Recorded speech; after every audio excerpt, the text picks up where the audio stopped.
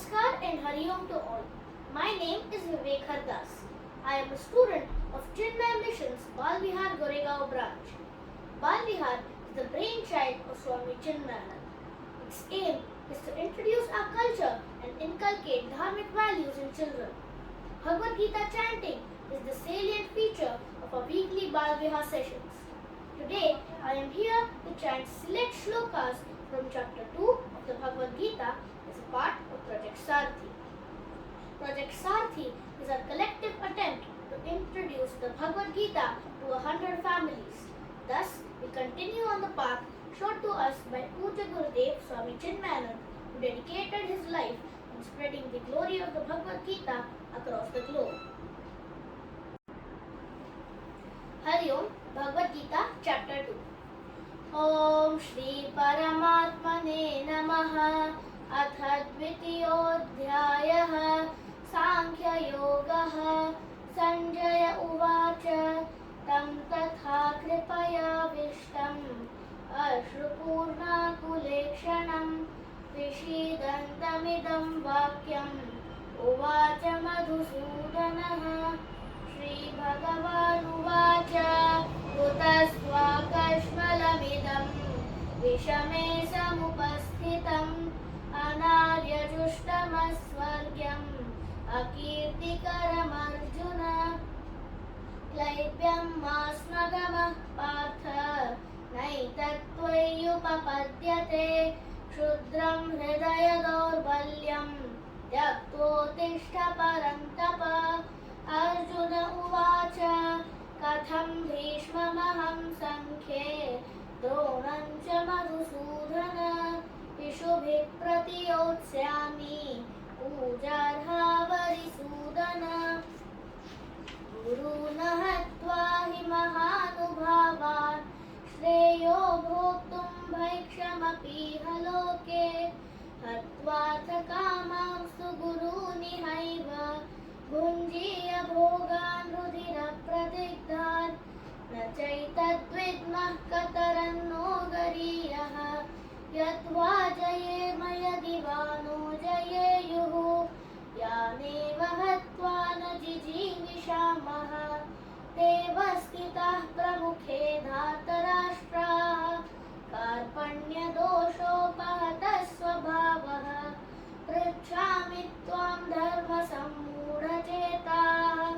यच्छ्रेयस्यान्निश्चितं ब्रूहि तन्मे शिष्यस्तेऽहं शाधि मां त्वां प्रपन्नम् न हि प्रपश्यामि ममापनुद्यात् यच्छोकमुच्छोषणमिन्द्रियाणाम् अवाप्य भूमावसपत्नवृद्धं राज्यं सुराणामपि चाधिपत्यम् सञ्जय उवाच एवमुक्त्वा ऋषिकेशं गुडाकेशः परन्तप न योत्स्य इति गोविन्दम् उक्त्वा तूष्णीं बभूवः तमुवाच ऋषिकेशः प्रहसन्निव भारत सेनयोरुभयोर्मध्ये विषीदन्तमिदं वचः श्रीभगवानुवाच अशोच्यानन्वशोचस्त्वं प्रज्ञावादांश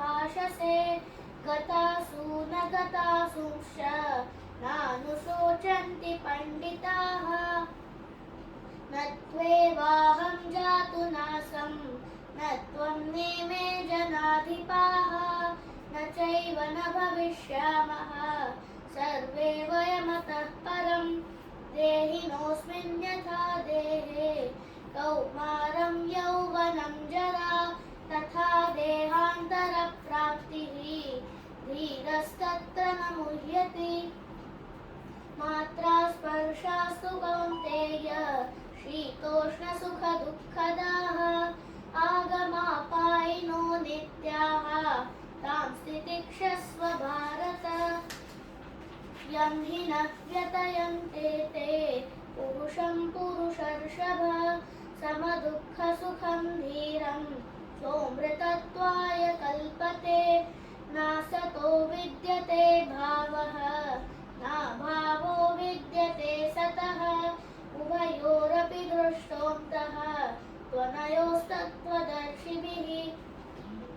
अविनाशि तु तद्विद्धि येन सर्वमिदं ततं विनाशमव्ययस्यास्य न कश्चित् कर्तुमर्हति अन्तवन्त इमे देहाः नित्यस्योक्ता शरीरिणः अनाशिनो प्रमेयस्य तस्माद्युध्यस्व भारत य एनं वेत्ति हन्तारं यश्चैनं मन्यते हतम् उभौ तौ न विजानीतः नायं हन्ति न हन्यते न जायते म्रियते वा कदाचित् नायं भूत्वा भविता वा न भूयः अजो नित्यः शाश्वतोऽयं पुराणः न हन्यते हन्यमाने शरीरे सर्वधर्मान् परित्यज्य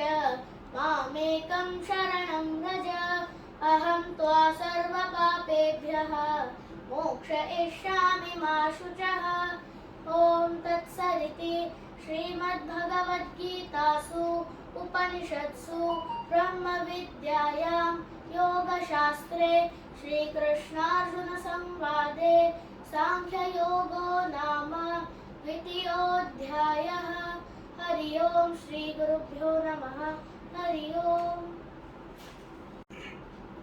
Hari Om, Essence of Bhagavad Gita, Chapter 2.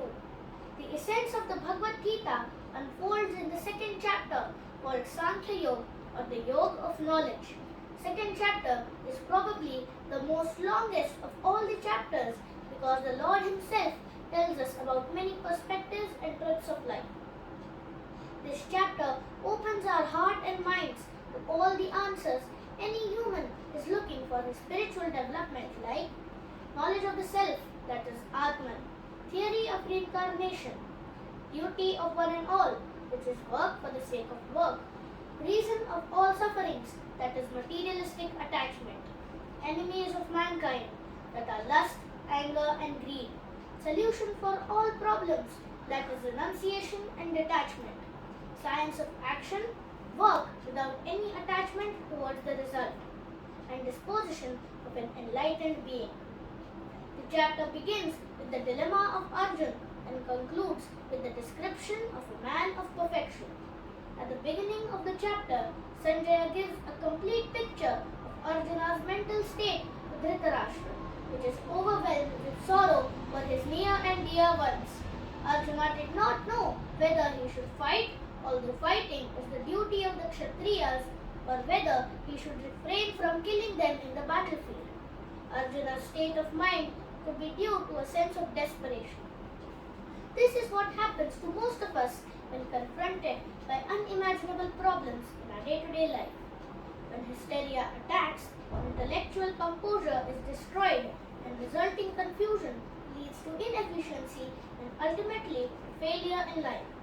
Arjuna completely surrenders to Lord Krishna as a student and requests for guidance by saying, Shishyate aham, meaning, I am your disciple. Verse 11 of chapter 2 is essentially the beginning of Bhagavad Gita.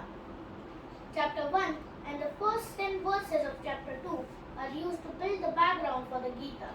Verse 11 explains that sorrow arises out of misunderstanding and self-realization is the only way to overcome sorrow.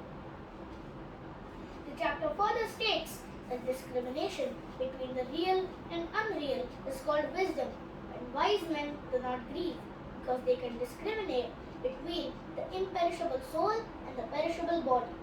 The body ever perishes, therefore it is not to be grieved, while the soul never perishes, and therefore it is also not to be grieved. One is grieved only because of lack of wisdom and discrimination.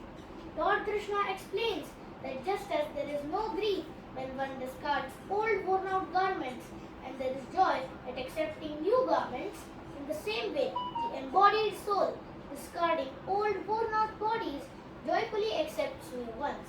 Thus Krishna explains the basic principle that there is no instrument that can hit or destroy an element subtler than itself.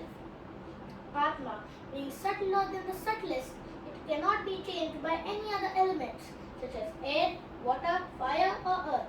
This is the gist of the chapter 2. in brief. जय भगवद गीते मैया जय भगवद गीते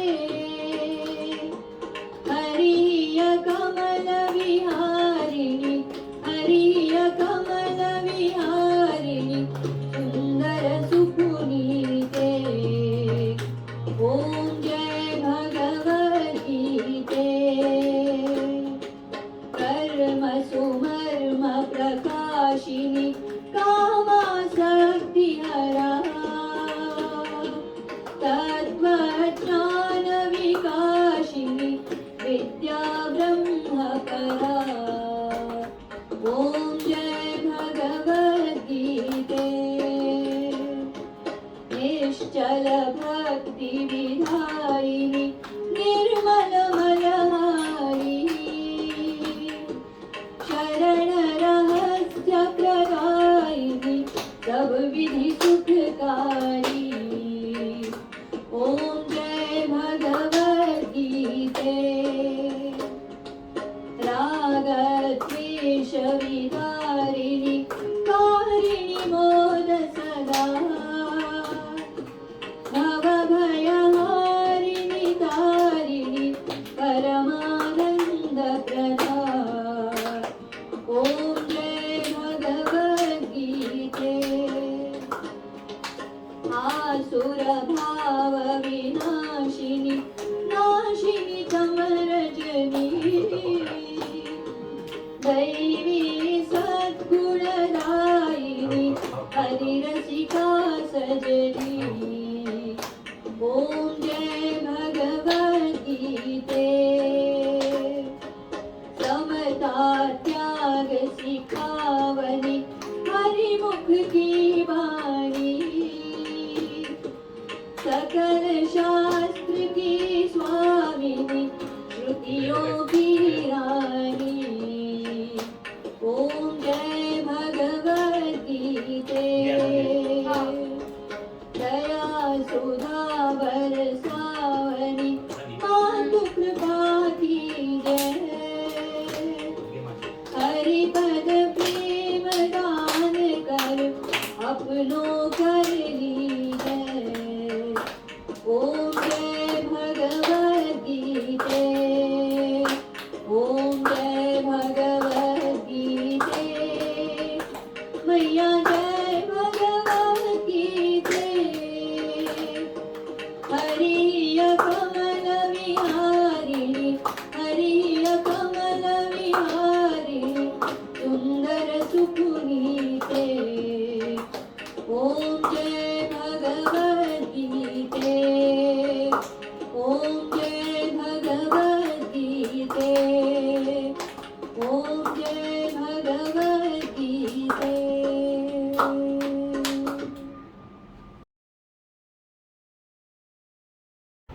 It was an excellent program, and Vivek was